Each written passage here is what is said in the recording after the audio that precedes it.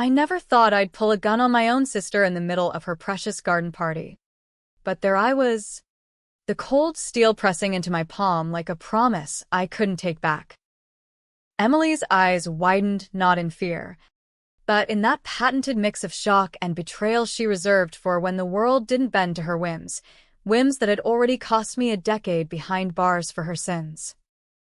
And as the first guests screamed and scattered like startled quail across the manicured lawns of Willow Creek Country Club, I whispered, "Smile for the cameras. Eminência, This is the family reunion you've been dodging since you framed me for your little Ponzi scheme." It started 15 years ago in the sticky heat of a Houston summer, back when Emily and I were still the golden daughters of the Beaumont oil dynasty, untouchable, or so we thought. Dad's fortune had bought us everything: private schools with ivy walls, summers in the Hamptons, and memberships to clubs that whispered old money like a sacred oath.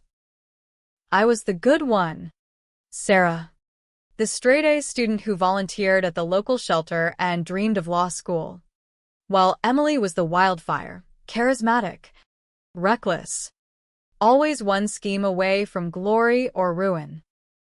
She idolized me then, or at least that's what she said when she'd crash into my dorm room at Rice University, reeking of tequila and bad decisions, begging me to cover for her latest misadventure. That summer, she came home from her gap year in Europe with stars in her eyes and a duffel bag full of investment opportunities. It was 2010, the economy still limping from the crash. But Emily had this pitch, a high-yield fund for desperate folks in the oil patch, promising 20% returns on drilling rights nobody else wanted. "It's genius, Sarah," she'd gushed over mint juleps on the veranda, her sundress fluttering like a flag of false hope.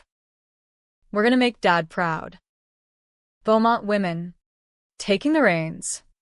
I laughed it off at first. Emily's ideas were always half-baked fireworks, but she wore me down with her charm. That Beaumont smile that could sell sand to beachgoers.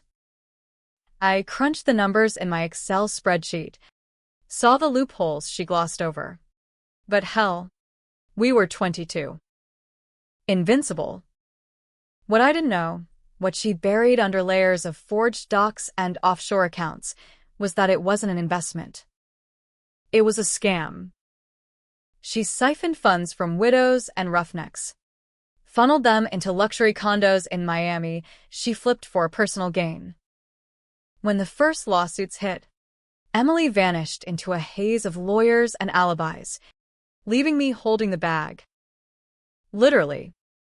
The feds found my signature on the incorporation papers. I'd signed them as a joke, after one too many glasses of rose. "Just to make it official," she'd cooed. By the time the indictments dropped, Dad was in the ground from a heart attack he blamed on family stress. Mom was popping Xanax like candy, and I was staring down 20 years in federal lockup for wire fraud and securities violations.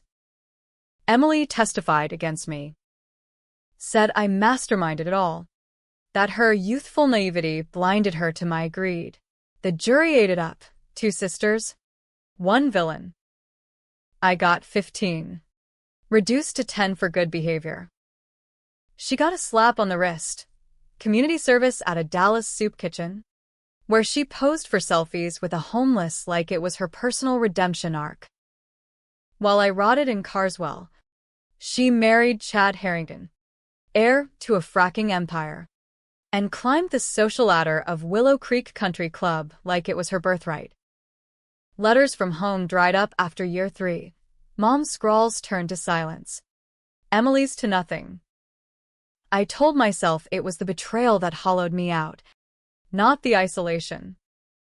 But late nights in my 6x8, tracing cracks in the concrete, I plotted. Not wild fantasies of bombs or bodies. Nah, that was too easy. Too Hollywood. My revenge would be surgical, American as apple pie and a civil suit, dismantle her world brick by gilded brick. Parole came in 2025. A crisp October morning that smelled like freedom and regret. I'd served my time, aced every rehab program, even got my associates in business admin through prison correspondence courses. The board called me a model of reform. Emily? She'd ballooned her scam into a legit-sounding hedge fund, Harrington Capital, with Chad's oil money as the glossy facade. They had twins now, little trust fund terrors named Preston and Piper, and a McMansion in River Oaks that screamed, "We made it without you." My reentry plan was simple: low-profile job at a Houston nonprofit, halfway house in the suburbs, and weekly check-ins with a PO who eyed me like yesterday's news. But I had one ace, a thumb drive of emails I'd sweet-talked out of a guard who'd owed me a favor. Emily's digital breadcrumbs, proving she'd ghosted my confession and bribed a witness to flip. I didn't rush it. Revenge is a slow burn, like Texas barbecue. First, I shadowed her. Willow Creek was the perfect hunting ground, 80 acres of golf greens, tennis courts, and whispers that could topple dynasties.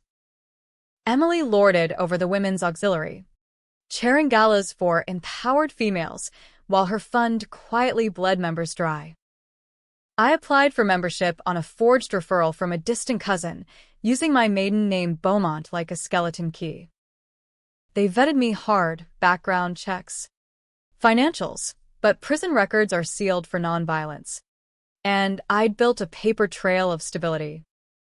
By November, I was in Sarah Beaumont, guest of honor at the Harvest Soiree, sipping Chardonnay amid Houston's elite. She spotted me across the ballroom that first night, mid-laugh with her Botox brigade. The flute slipped from her fingers, shattering on the marble like our childhood. "Sarah?"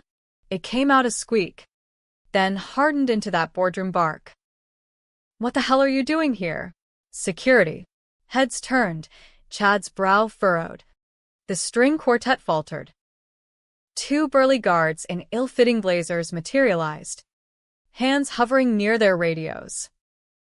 Emily's voice rose, theatrical as a soap opera diva. "This woman's a convicted felon. She's not welcome. Escort her out now." The room buzzed, phones emerging like vultures. I stood still, heart hammering, but my smile was steel. Evening. Eminência. Long time. The head guard, a grizzled ex-cop named Harlan with a mustache like a broom bristle, scanned my membership fob. His eyes flicked to Emily, then back. "Ma'am," he said, voice gravelly with deference. "MS. Beaumont's card checks out. Full privileges." Emily's face drained to chalk. "That's impossible. She's my sister." "She did time." Harlan shifted, uncomfortable under the chandelier glare. "With respect, Mrs. Harrington, the club's policy is clear. Pay dues. Clean entry. No drama on premises." Chad tugged her elbow, murmuring about optics, but she wrenched free, eyes blazing. "This isn't over. Sarah. You'll never belong here." Oh. But I did. And that was just the appetizer. The next weeks were a masterclass in psychological warfare, the kind that leaves bruises you can't photograph. Emily doubled down. Of course, lobbying the board with tearful tales of family trauma, anonymous tips to the club manager about my instability. But I'd anticipated that. My nonprofit gig? It was a front for quiet alliances, a retired SEC investigator who'd lost his pension to a Harrington investment, a gossip columnist with a grudge against Chad's hunting club scandals. Whispers spread like Gulf humidity, rumors of Emily's fund under audit, questions about those creative accounting bonuses. At the December wine tasting, she cornered me by the charcuterie, breath hot with Cabernet. What do you want? Sarah? Money? A house? Just say it. I swirled my Pinot, letting the legs trickle down the glass like tears. Justice. Eminência.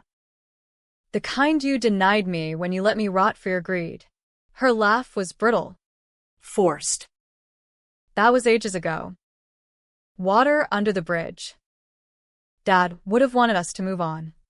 Dad. The invocation twisted like a knife. He died clutching my photo. The one from my law school acceptance. Not hers.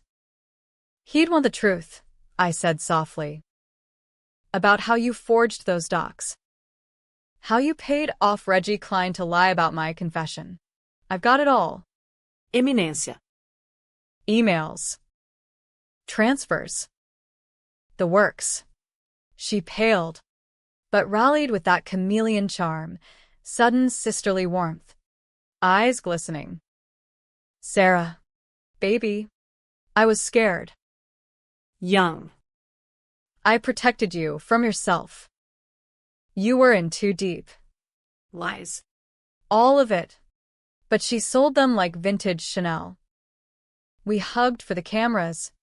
A tableau of reconciliation that trended on Houston's social feeds. Beaumont sisters reunited. Behind closed doors.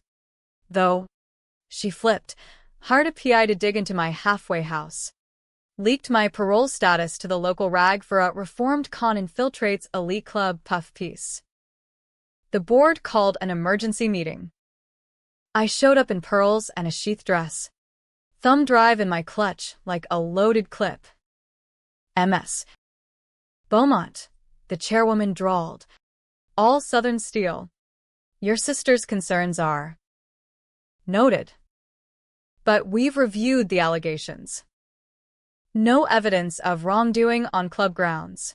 Emily, across the oak table, seethed silently as I laid out my counter. Not accusations, but facts. The SEC tip line I'd anonymously fed. The class action whispers from bilked retirees. I'm here to heal, I said, voice honey over venom. Family first. They bought it, voted unanimously to retain my membership. Emily stormed out, heels clicking like gunfire. But she wasn't done scheming. Christmas Eve. A package arrived at my door, a monogrammed scarf from Bergdorf's. Note inside reading, Truce, lunch at the club. Love. Eminência. I knew better. Truces with Emily were Trojan horses. Still, I went. The club was decked in magnolia garlands. Carolers warbling Silent Night under the mistletoe. She waited in a corner booth. Chad absent. Her smile a veneer over panic. Sarah, let's end this. I'll wire you $200K. Fresh start. Tempting. But I'd tasted freedom's edge. Money was just paper. Tell the truth, I countered. Publicly. To the feds. To Mom. Her mask cracked. You think you're the hero? You enabled it. Sign the damn papers. True enough, I'd been complicit in my naivety. But she'd wielded the knife. We argued in hissed whispers, voices rising until heads turned. You're poison, she spat. Always were. Dad pitted you, the boring one. That stung. Deeper than the bars. I stood, chair scraping. Then why frame the boring one? Easier mark. She lunged across the table, grabbing my wrist, nails digging like accusations. Security peeled her off, Harlan murmuring apologies. As they led her away, she screamed, She's blackmailing me. Call the cops. The fallout was biblical. Houston Chronicle splashed it. Heiress accuses sister of extortion at exclusive club. Chad filed for separation that night, rumors of his own affairs bubbling up. Courtesy of my columnist ally. Emily's fund hemorrhaged clients. The SEC raided Harrington Capital at dawn on New Year's Day. She called me from an undisclosed location. Voice slurry with pills or booze. You ruined everything. The kids. God. Sarah. Guilt gnawed. Preston and Piper were innocents. Collateral in our blood feud. But then she flipped again. Meet me. One last talk. The club. Midnight. No security. I should have smelled the trap. Emily's traps were always velvet-lined. But the twist in my gut, the Beaumont curse of blood over brains, drove me there. Willow Creek after hours was a ghost town, fog rolling off the greens like cigarette smoke. The clubhouse a hulking shadow under sodium lights. She waited on the veranda, bundled in cashmere, a bottle of Dad's scotch between us. To family, she toasted, eyes gleaming with something feral. We drank, reminiscing the poison, beach trips to Galveston, Mom's gumbo, the night Dad taught us to drive stick on back roads. For a moment, it was us again, sisters, unbreakable. Then she pulled the switchblade. Not literal, Emily was too classy for that, but metaphorical, sharp as sin. I recorded you, she said, holding up her phone. Every threat. The thumb drive demands. It's enough for violation of parole. You'll go back inside. My blood iced. She'd baited me, played the victim card to the hilt. But I had my own blade, the real ace, not the decoy drive. Play it, I challenged. She did, smirking, until my voice filled the night. Not threats, but her confessions from our truce lunch, mic'd by the scarf's hidden recorder. I forged it all. Paid Reggie. Protected you? Bullshit. I saved my ass. Her face crumpled, then ignited. You bitch. She swung the bottle. I dodged. Glass shattering on the railing. We grappled, nails, hair, the primal screech of betrayed kin. I pinned her against the balustrade, wind whipping our screams into the void. Why? Ink? Why me? Sobs choked her. Because you were always better. Pure. I hated it. The admission hung, raw as an open vein. In that suspended fury, I saw it, no heroes. Just two women warped by the same toxic legacy. Each other's mirror and monster.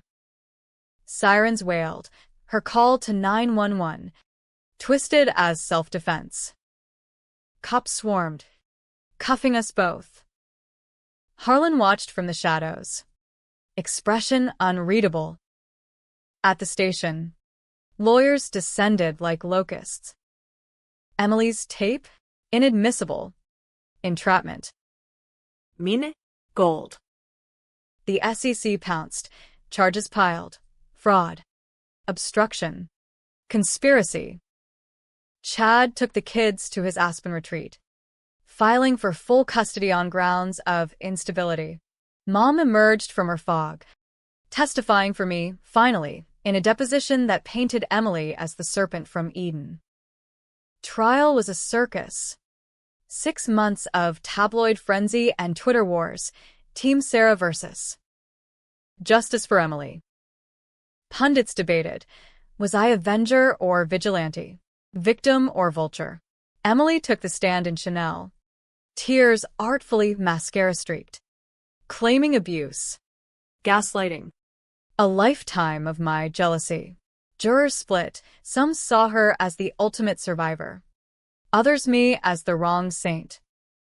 The twist dropped on closing arguments, leaked docs proving Dad knew about the scam from day one, bankrolling it quietly to teach Emily responsibility.